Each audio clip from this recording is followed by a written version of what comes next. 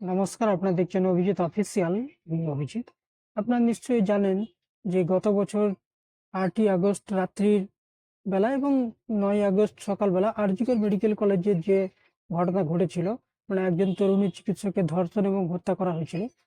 তো তার প্রতিবাদে বিভিন্ন আন্দোলন চলছিল। তো এই বছর সেই আরজিকরের যে মিতার পরিবার, মানে সেই অভয়ার পরিবার, মানে মাতা পিতা, এবছর ৯ই আগস্ট নবান্ন অভিযান, মানে রাজ্যের মুখ্যমন্ত্রী যেখান থেকে কাজকর্ম করেন সেই নবান্ন অভিযানের ডাক দিয়েছেন। এবং ডাকটা দিয়েছেন তার আগে রাজ্যের বিরোধী দলনেতা শুভেন্দু অধিকারী দেখা করেছিলেন এবং তারপরে উনি মোটামুটি ওই ডাক ডাক দিয়েছেন, যদিও উনি পরবর্তী ক্ষেত্রে জানিয়েছেন যে উনি বিজেপির কথায় ডাক দেননি। উনি সমস্ত ধর্মের সমস্ত মানুষকে, পশ্চিমবঙ্গের মানুষকে বলেছেন ৯ই আগস্ট ওই নবান্ন অভিযানে উম, যেতে বা ওনাদের সেই আন্দোলনকে সাপোর্ট করতে। যদিও পরোক্ষে বোঝা যাচ্ছে যে এটা বিজেপির নেতাদের মোটামুটি উস্কানি বা ওনাদের পেছনে সাপোর্ট থাকার ফলে ওনারা এই ধরনের আন্দোলন করছেন। কারণ গত বছর আপনারা নিশ্চয়ই দেখেছেন যে শুভেন্দু অধিকারী একটা পশ্চিমবঙ্গ ছাত্র সমাজের নামে একটা ডাক দিয়েছিল, সেটা অত্যন্ত ফ্লপ হয়েছিল সেই অভিযান।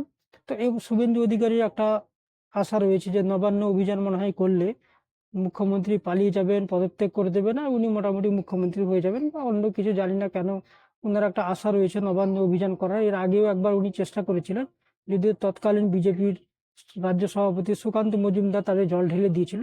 তো এবার যথারীতি উনি বিজেপির পতাকা না, মানে অভয়ার মা বাবার পেছনে উনাকে মদত দিয়ে নবান্ন অভিযানের ডাক দিচ্ছেন এবং পেছনে কিন্তু এই বিজেপির বিশেষ করে শুভেন্দু অধিকারী সাপোর্ট থাকবে, এটা বোঝা যাচ্ছে।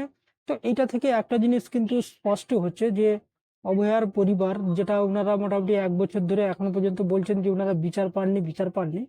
তো ওনারা কি বিচার পাননি আর কোন রাস্তায় যাচ্ছেন সেটা কিন্তু কারোর পক্ষে বোঝা খুব একটা সহজ নয়। এবং একটা জিনিস কিন্তু স্পষ্ট হচ্ছে যে শুভেন্দু অধিকারী পাল্লায় ওনারা পড়েছেন এবং ওনাদের যে খুব একটা ভালো হবে না। কারণ শুভেন্দু অধিকারীর পাল্লায় পড়ে মোটামুটি অনেকে অনেক সর্বনাশই হয়েছে। ওনাদেরও কিন্তু সর্বনাশ তো আর হওয়ার মতো কিছু নেই, ওনাদের একমাত্র কন্যা সন্তানকে ওনারা অনেক আগে হারিয়ে ফেলেছেন। কিন্তু আলটিমেটলি ওনাদের কিছু লাভ হবে বলে মনে হয় না। তো বিজেপির কি লাভ হবে সেটা তো জানা নেই। তবে অভয়ার পরিবারের আমার মনে হচ্ছে ওনারা যেভাবে কথাবার্তা বলছেন, কাজকর্ম করছেন, তাতে কোনো যুক্তি খুঁজে পাওয়া যাচ্ছে না। যেমন ওনারা বললেন যে পশ্চিমবঙ্গের মুখ্যমন্ত্রী এবং পুলিশ কমিশনার দোষী, কিন্তু নিচুতলার পুলিশরা খুব একটা দোষী না। কারণ উনাদের কথা অনুযায়ী যে নিচুতলা পুলিশ কর্মীরা কাজটা করেছেন পুলিশ কমিশনার তৎকালীন বিনীত গোয়েল এবং মুখ্যমন্ত্রীর নির্দেশে। আবার ঠিক সেটাই যদি হয়, তো উনারাই কলকাতা হাইকোর্টে গেলেন এবং দাবি করলেন সিবিআই তদন্তের। সিবিআই তদন্ত হলো, তাতে যা চার্জশিট দেওয়ার সিবিআই নিম্ন আদালতে দিয়েছেন তাতে ওনারা খুশি না। ওনারা বলছেন যে সিবিআই ধামাচাপা দিয়েছে। ভাই, যদি সিবিআই ধামাচাপা দিয়েছে তাহলে আপনারাই তো সিবিআই তদন্ত চেয়েছিলেন। তাহলে আপনাদের সিবিআই হেডকোয়ার্টারে বা সিবিআই এর অফিসে ঘেরাও করা উচিত ছিল। সেখানে আপনারা নবান্ন অভিযান কেন করছেন? এখন তো রাজ্য সরকার কোনো ইনকোয়ারি করছে না, ইনকোয়ারি করছে সিবিআই, যেটা কেন্দ্র সরকারের অধীনস্থ সংস্থা, এবং বিচার হচ্ছে আদালতে। তাহলে আপনাকে হয় আদালত ঘেরাও করতে হবে যদি আপনারা বিচার পাননি, বা সিবিআই অফিস ঘেরাও করতে হবে। সেখানে নবান্ন অভিযান কেন ঘেরাও করছেন সেটা আমার বোধগম্য হচ্ছে না।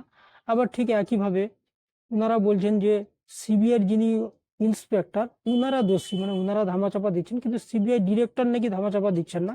ওনারা কিছুদিন আগে সিবিআই ডিরেক্টরের সঙ্গে দেখা করে সিবিআই যিনি ইন্সপেক্টর, যিনি ইনকোয়ারি মানে তদন্তকারী অফিসার সীমা পাহুজা, ওনার বিরুদ্ধে অভিযোগ করছিলেন। একটা কথা মাথায় ঢুকছে না, এত বড় যখন কেস ভারতবর্ষে, এত যে কেস নিয়ে আন্দোলন হচ্ছে, সেখানে একজন সাধারণ ইন্সপেক্টর কেস ধামাচাপা দিবে, সিবিআই ডিরেক্টর জানতে পারবে না, এটাও কোনো মাথা মানে ঢুকছে না আমাদের সুস্থ মাথায়। তো ওনাদের ধারণা, আবার ওনারা বলছেন যে রাজ্যের বিরোধী দলনেতা ভালো, ওনাদের প্রচুর হেল্প করছেন, কিন্তু কেন্দ্র সরকারের নেতারা মানে প্রধানমন্ত্রী বা স্বরাষ্ট্রমন্ত্রী ওনারা খারাপ, কারণ ওনারা ওনাকে দেখা করার জন্য অ্যাপয়েন্টমেন্ট দিচ্ছেন না। তো যেই দলের বিরোধী দলনেতা বিজেপি, সেই এইখানকার। আবার সিবিআই কেন্দ্র সরকারের অধীনস্থ, সেখানেও বিজেপি। তো কেন্দ্রের বিজেপি সরকারের নেতারা খারাপ, রাজ্যের বিরোধী দলনেতা বিজেপির নেতা ভালো, আবার সিবিআই এর ইন্সপেক্টর খারাপ, সিবিআই ডিরেক্টর ভালো। তো এই ধরনের কথাগুলো বোঝা যাচ্ছে না। তো আমার তো ধারণা এখনো পর্যন্ত কিছু বোঝা যাচ্ছে না। তবে ৯ই আগস্ট আমার মনে হচ্ছে না খুব একটা ওনার এই আন্দোলন সাড়া পড়বে। এবং উনি যে শুভেন্দুবাবুর পাল্লায় পড়েছেন বা বিজেপির পাল্লায় পড়েছেন, কেউ কেউ বলছেন যে ওনারা হয়তো পানিহাটি থেকে, মানে দুজনের মধ্যে একজন কেউ আগামী বিধানসভা ২০২৬ যে বিধানসভা ভোট হবে তাতে বিজেপির টিকিটেও একটু দাঁড়াতে পারেন। তবে বিজেপি টিকিটে দাঁড়াক বা না দাঁড়াক, তবে ওনারা যেভাবে বিজেপি এবং শুভেন্দু অধিকারী পাল্লায় পড়ে এই ধরনের কাজকর্ম করছেন, তাতে কিন্তু আলটিমেটলি ওনাদের লাভ কিছু হবে না। আলটিমেটলি নিজেদেরই সর্বনাশ ওনারা ডেকে আনছেন। তো আলটিমেটলি সর্বনাশ বলতে আমি বোঝাতে চাইছি যে ওনারা কিন্তু শেষ পর্যন্ত, ওনারা যেভাবে সাধারণ মানুষ ওনাদের পাশে দাঁড়িয়েছিলেন, আস্তে আস্তে সরে যাবেন এবং ওনাদের কিন্তু হা হুতাশ এবং কান্নাকাটি করা ছাড়া কিছু বাকি থাকবে বলে মনে হয় না। এর আগেও আমি কয়েকটা ভিডিওতে জানিয়েছিলাম যে ওনারা যে রাস্তায় যাচ্ছেন আলটিমেটলি কিছু পাবেন বলে মনে হচ্ছে না। এবং শেষ পর্যন্ত এই 9 আগস্টে যদি নবান্ন অভিযান ওনারা করেনও, তো এখন হয়তো কিছু হবে না, কিন্তু 2026-এ যদি তৃণমূল সরকার আবার ক্ষমতায় আসে, কিন্তু তারপরে ওনাদেরকে তো কেউ পাত্তাই দেবে না। এবং তখন কিন্তু তৃণমূলের যে সরকার থাকবে, তারা কিন্তু ওনাদেরকে খুব একটা ছেড়ে কথা বলবে বলে আমার মনে হচ্ছে না। তো দেখা যাক, ওনাদের শুভবুদ্ধি, আমার মনে হয় এখনো পর্যন্ত ওনাদের ঠিকমতো শুভবুদ্ধি হয়নি। তো আগামী দিনে ঈশ্বরের কাছে এটাই প্রার্থনা করা উচিত যাতে ওনাদের শুভবুদ্ধি হয় এবং ওনারা ঠিক রাস্তায় চলেন, আর এই ধরনের শুভেন্দু অধিকারীর মতো লোকের পাল্লায় না পড়ে। কারণ ওনাদের মতো লোকের পাল্লায় পড়ে যদি শেষ পর্যন্ত ওনাদের কিন্তু মান সম্মান এবং বেইজ্জত হওয়া ছাড়া আর কিছু থাকবে না। এবং সাধারণ মানুষ যে ওনাদের প্রতি যে সিম্পাথি ছিল সেটাও ধীরে ধীরে থাকবে না। ফলে ওনারা মেয়েকে হারিয়েছেন, বিচার পাওয়া তো অনেক দূরের কথা, শেষ পর্যন্ত কিন্তু মান সম্মানটাও হয়তো খোয়াবেন। দেখা যাক আগামী দিনে কি হয়, তার জন্য আমাদের অপেক্ষা করতে হবে। আজকে এই পর্যন্ত।